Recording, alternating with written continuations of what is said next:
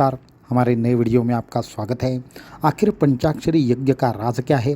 आखिर इससे किस तरीके से शिवजी की कृपा प्राप्त होती है? आखिर यज्ञ के माध्यम से किस तरीके से सभी प्रकार की तंत्र मंत्र की बाधाएं नष्ट होकर सभी प्रकार की मनोकामनाएं पूर्ण होती है? और अगर आप पंचाक्षरी यज्ञ की गुप्त विधि जानना चाहते हैं, सभी चीज़ें जानना चाहते हैं और ये यज्ञ कब होगा, क्या होगा, ये जानना चाहते हैं, तो इस वीडियो को एंड तक देखना ना भूलें। साथ में ही हमारे चैनल को सब्सक्राइब करना, वीडियो को लाइक करना और ज़्यादा से ज़्यादा लोगों तक इन्हें पहुंचाना ना भूलें। तो वीडियो को शुरू करते हैं। तो यज्ञ परंपरा के ऊपर हमारा जो यज्ञ रहस्य का लाइव हुआ, वो अगर आपने अभी तक नहीं देखा है तो उसका डिस्क्रिप्शन में हम लिंक दे रहे हैं, तो वहाँ पर जाकर आप वो देख सकते हैं और उससे आपको यज्ञ परंपरा के बारे में अद्भुत ऐसी चीज़ें जानने को मिलेगी। तो लाइव के बाद बहुत सारे साधकों ने इसके ऊपर और भी ज़्यादा इंटरेस्ट दिखाया था और बहुत सारे लोगों के इस संबंध में प्रश्न आए कि पंचाक्षरी यज्ञ के बारे में कुछ अलग सा छोटा सा वीडियो जिसमें सारी चीज़ें हमें पता हो सके, वो हमें पूछनी है। तो उन सभी चीज़ों के बारे में यहाँ पे हम ज़्यादा से ज़्यादा बताने का प्रयास करते हैं। तो पंचाक्षरी यज्ञ एक तंत्र का अत्यंत गुप्त प्रकार का यज्ञ है। असल में यज्ञ ये परंपरा ही अत्यंत गुप्त और अत्यंत अद्भुत ऐसी परंपरा है। यज्ञ के माध्यम से सभी प्रकार के संकल्प सिद्ध हो जाते हैं, सभी प्रकार के मंत्रों के हमें साधना में सिद्धि मिलती है, दश महाविद्याओं की सिद्धि मिलती है, सभी प्रकार की कामनाएं पूर्ण होती है। रोग नाशन के लिए यज्ञ किया जा सकता है तो रोग नाशन होता है, विविध प्रकार से असाध्य रोग भी नाश होते हैं, हमारी आर्थिक समस्याएं नष्ट होती है और साथ में ही ऐसे अनेकों प्रकार है जिसके लिए यज्ञ करके वो संकल्प सिद्ध किया जा सकता है। तो यज्ञ एक कल्प वृक्ष ही है जहाँ पे जो हम कामना करेंगे वो हमें जरूर प्राप्त होगा। इसलिए हजारों सालों से यह परंपरा चलती आ रही है।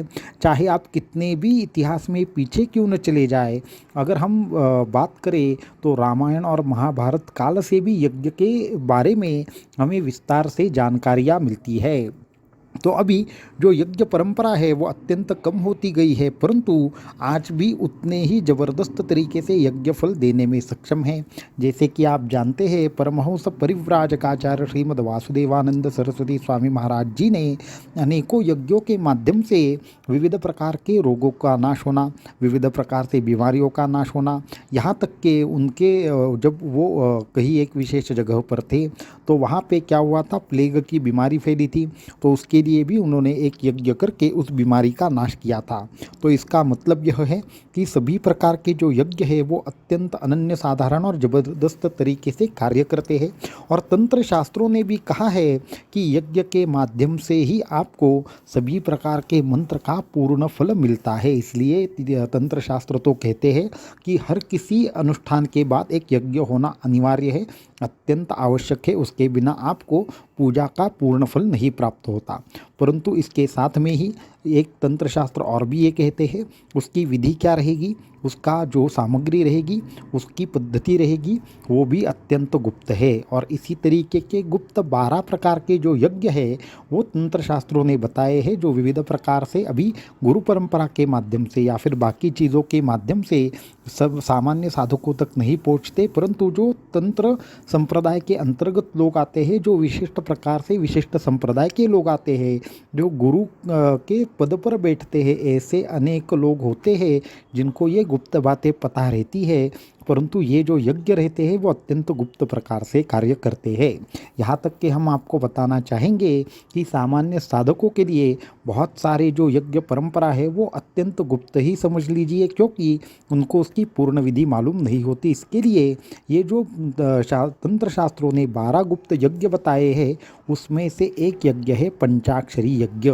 तो ये पंचाक्षरी यज्ञ जो है वो आने वाले महाशिवरात्रि के दिन होने वाला है और इसके माध्यम से अनेकों अद्भुत चीज़ें हो सकती हैं, अनेकों अद्भुत कार्यों का संकल्प सिद्ध हो सकता है और अनेकों जो आपके मन में संकल्प है, जो आपके मन में जो चीज़ें चल रही है, जो आपके जीवन में रुकावटें हैं, वो सभी की सभी नष्ट करने की शक्ति, चाहे वह किसी भी प्रकार का साधक क्यों न हो, लेकिन वो सारी जो शक्ति है वह एक इस यज्ञ में है।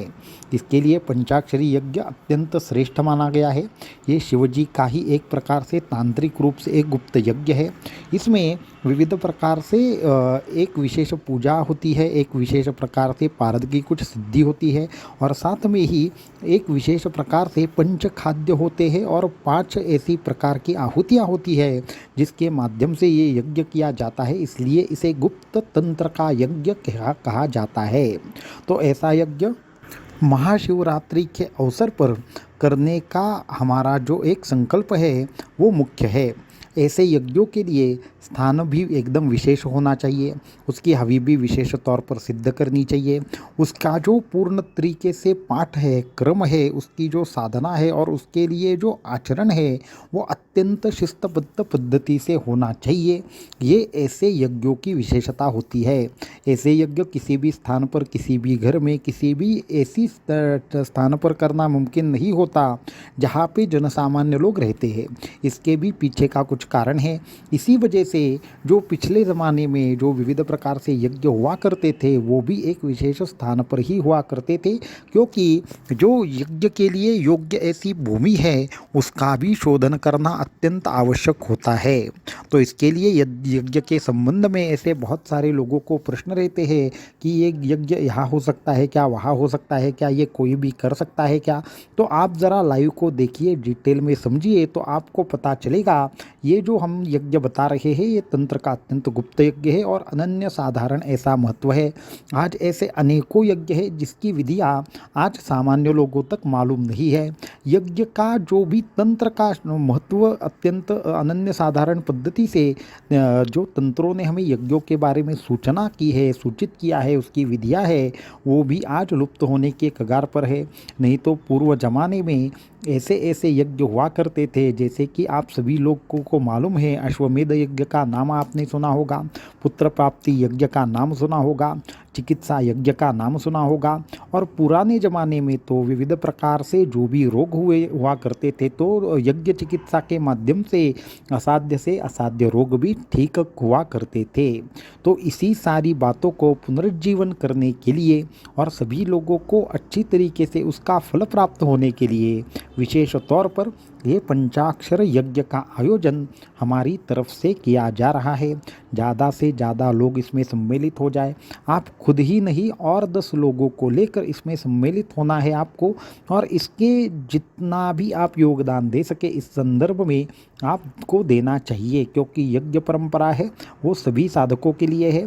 आपको हर साधक जो है, इस परिवार का जो हर सदस्य है जो ये वीडियो देख रहे हैं, सुन रहे हैं, उनकी ये जिम्मेदारी है कि हमारे जो भारतीय परंपरा की यज्ञ परंपरा है वो खास करके उसमें जितना हो सके उतना हमें योगदान देना चाहिए, क्योंकि ये परंपरा है वो कहीं पे भी आज मौजूद नहीं है।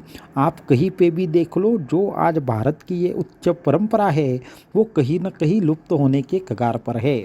आज बहुत सारे यज्ञ किए जाते हैं, परंतु शास्त्र शुद्ध तरीके से यज्ञ करना, हवन करना, अनेकों गुप्त प्रकार के यज्ञों के माध्यम से समाज कल्याण में कुछ न कुछ योगदान देना, विविध प्रकार से परचक्र को नाश करने के लिए हो या बीमारियों का नाश करने के लिए हो, या फिर विविध प्रकार के जो यज्ञ कर्म रहते हैं उनको जो भी फल बताया गया है वो अत्यंत ज़्यादा अनन्य साधारण ऐसा फल है। इसलिए हम सभी लोगों को ये कहना चाहेंगे कि इस यज्ञ कार्य में आप जरूर किसी न किसी प्रकार से अपना अपना योगदान करें। दूसरी चीज़ यह है कि जो भी लोग इसके संदर्भ में जुड़ना चाहते हैं, जो भी लोग इस संदर्भ में कुछ न कुछ खुद भी साधना करना चाहते हैं, उनको विशेष तौर पर कुछ न कुछ साधनाएं हमारे माध्यम से की जाएगी। और जो भी लोग इसमें योगदान देंगे और उनके जो भी संकल्प रहेंगे, उनके लिए जो भी हविया देनी होगी, उसके लिए जो विशेष वस्तु होगी, उन सभी चीज़ों का हमारे यहाँ से प्रबंध किया जाएगा और आपको जो भी डिटेल आपकी देनी है वो मांगी जाएगी। और उस वक्त जब यज्ञ होगा तो आपके नाम से वहाँ पे हवि दिया जाएगा। जितने भी हवि की और संकल्प की आवश्यकता है वो सभी के लिए की जाएगी। ये जो यज्ञ हो रहा है, ये होने वाला यज्ञ सभी साधकों के लिए है, उनके कल्याण के लिए है, समाज के कल्याण के लिए है। जो कोरोना जैसी बीमारियां होती है या फिर ऐसे संकट होते हैं, परचक्र का संकट होता है, उसके नाश का और हमारे सभी प्रकार के लोगों का कल्याण और साधकों के ऊपर भगवान की कृपा, ये इसके मुख्य उद्देश्यों में एक आता है। तो इसलिए ये जो पंचाक्षरी यज्ञ होने वाला है उसके लिए सेवा कार्य करने के लिए जितने भी साधक इंटरेस्टेड है वो संपर्क कर सकते हैं। और साथ में ही आप खुद भी साधना के माध्यम से इसके लिए तैयार हो सकते हैं। आप जितनी साधना करोगे उतना ही आपको यज्ञ का और ज़्यादा फल मिलेगा। इसलिए सामूहिक साधना के माध्यम से, पर्सनल साधना के माध्यम से और इस यज्ञ के लिए देने वाले योगदान के माध्यम से आप सभी लोगों के ऊपर भगवान की कृपा बनी रहेगी और सभी के लिए यज्ञ किया जाएगा, ऐसा हम यहाँ पे आपको आह्वान करना चाहते हैं। इसलिए यज्ञ क्यों करना है? क्योंकि इसमें हमारा कल्याण है, विश्व के कल्याण का इसमें कामना है, सभी लोगों के मनोकामना पूर्ण होने की कामना है। इसके लिए यज्ञ किया जाना चाहिए। और ऐसे 12 गुप्त यज्ञ हर महीने में एक, इस तरीके से साल में 12 यज्ञ होंगे। उन साल में जो 12 यज्ञ है उन 12 यज्ञों का एक महीने में एक ऐसा यहाँ पे डिक्लेरेशन किया जाएगा। जो लोग इसमें इंटरेस्टेड रहेंगे वो यज्ञ सेवा कार्य में शामिल हो सकते हैं और उसके माध्यम से समाज के कल्याण हेतु खुद भी खड़े रह सकते हैं और साथ में अपने खुद के लिए भी यहाँ पे संकल्प करके कुछ न कुछ आप जरूर कर सकते हैं। तो इसके लिए ये यज्ञ कार्य सेवा में आप ज़्यादा से ज़्यादा तौर पर सम्मिलित हो जाए और अपने खुद का भी कल्याण करें और साथ में समाज कल्याण के लिए भी कुछ योगदान करें। इसको छोड़कर जो महाशिवरात्रि होने वाली है उसके लिए 2 या 3 विशेष साधनाएं हैं, वो अब हम बहुत ही जल्द यहाँ पे डालेंगे। वो भी साधना सभी लोगों ने शुरू कर देनी है। भगवान शिवजी के कल्याण की भगवान शिवजी के आशीर्वाद से सभी का कल्याण हो, भगवान शिवजी की कृपा प्राप्ति हो और भगवान दत्तात्रेय की भी कृपा प्राप्ति हो। इसके लिए आने वाले महाशिवरात्रि के अवसर पर रात को 12 से 2 बजे की एक विशेष साधना भी यहाँ पे होने वाली है। तो ज़्यादा से ज़्यादा करके महाशिवरात्रि का जो अवसर है वो हमें अच्छी तौर पर मनाना है। हमें वहाँ पे परमात्मा की परम कृपा प्राप्त करनी है। इसके लिए ये सारी चीज़ें हो रही है सभी लोगों के लिए, सभी साधकों के लिए। तो अपने घर का, अपने परिवार का कार्य समझकर आप इसमें सम्मिलित हो जाए और साधना में भी सम्मिलित हो जाए। और इसके लिए ज़्यादा से ज़्यादा किस तरीके से सामूहिक साधना की कहीं न कहीं पे आपके लिए व्यवस्था की जाए ये हम थोड़ा सा सोच रहे हैं। तो जैसे जैसे निर्णय होगा वैसे वैसे हम इसमें आगे बढ़ेंगे। परंतु उससे पहले आप सभी लोग महाशिवरात्रि के पावन अवसर का जरूर लाभ लें और इसी दिन दीक्षा विधि भी होने वाला है। तो उसके लिए सभी साधक साधना के लिए तैयार हो जाए। अवधूत चिंतन श्री गुरुदेव दत्त।